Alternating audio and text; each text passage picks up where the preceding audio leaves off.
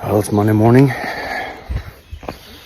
On the trail right now, getting my mind right, thinking about what has transpired over the last couple of days. Obviously, you guys saw it all. Got the rug pulled out from underneath me at the last possible moment. I just got done with my last sparring session Thursday morning.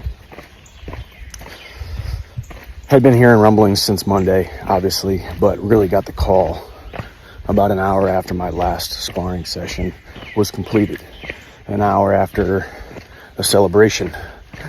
Anybody who was trained for a fight, or anybody who has gone through a training camp for something, you know, you go through a really hard block, and then in order to peak, you get toward the very end to where you don't go hard anymore, as to throw yourself into the fire and take the chance of injuries, overtraining, bumps, bruises, cuts, all of those different things. And I had just gotten done with that. The happiest and healthiest and hardest to kill, most dangerous man I have ever been in my entire life. In that moment, to 30 minutes later getting a phone call that all of that was for naught. Or was it? Reminds me of the story about the man at the bottom of the hill, where God comes to him in a vision and says, I need you to push this rock. And the man pushes it and pushes it and pushes it.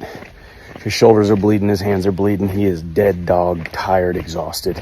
Finally quits and looks up and said, God, why would you tell me to push this rock up the hill if you knew I wasn't going to be able to do it? And he said, son, you misunderstood what I said. I didn't tell you to push the rock up the hill. Just because the rock was at the base of the hill doesn't mean I was telling you to push the rock up the hill. I was just telling you to push the rock.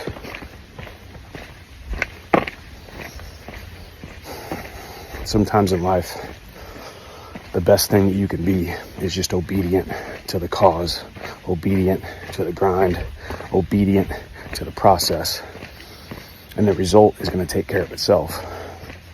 Whether that result is a letdown, whether that result is a delay, whether that result is a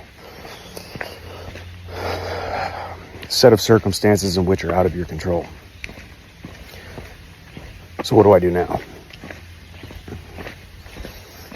A little bit of uncertainty in my life. When's this fight going to happen? What date would it be rebooked for? What venue? How bad is the injury? Reports have come out that it's not that bad, just needs a little bit of a delay, but it's still no guarantees. But I thrive in the no guarantees. Just a walk-on kid from High Ridge, Missouri, who has continued to trot in a forward trajectory, no matter what the opposition, no matter what the circumstances, no matter what the situation. It's not up to me to will outcomes into existence. It is up to me to do the work. We let the work talk. We do the work, and we do the work until we've become undeniable.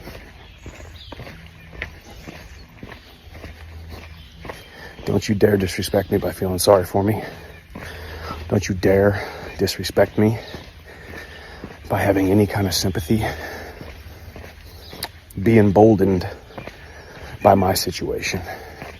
Be emboldened by my steadfastness and my immovability of hitching my dreams to a shooting star and continuing to move forward.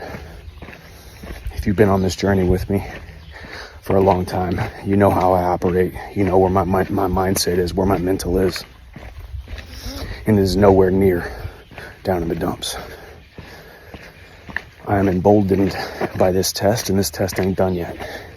And this test shall turn into part of my testimony. So we keep moving forward in the face of adversity with complete disregard to previous failures, previous setbacks, previous things outside of our control, and future opposition.